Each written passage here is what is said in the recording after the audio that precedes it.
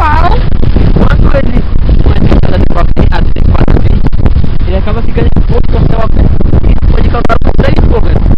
Temos um problema incêndio, fica ele super exposto a céu aberto. E apesar da aparência, ele também causa consequências, como por exemplo, a gente tem a beira-mar, mas a gente não pode entrar porque é um céu exposto a céu aberto.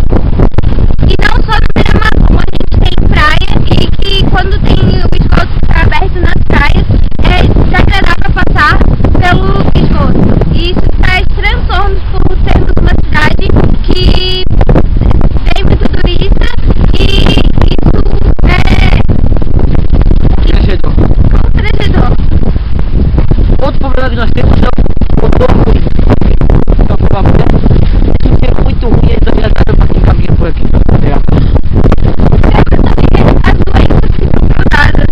Temos como, por exemplo, quando os mosquitos ficam parados na água. E isso traz o problema da amibiase, tétano, ascaritide, entre outros. Pois, mas a gente não pode usar ela. E a gente queria saber a opinião, né?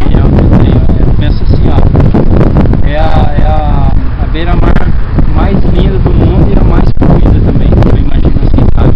Um lugar que você olha muito bonito, ao mesmo tempo Não pode usufruir.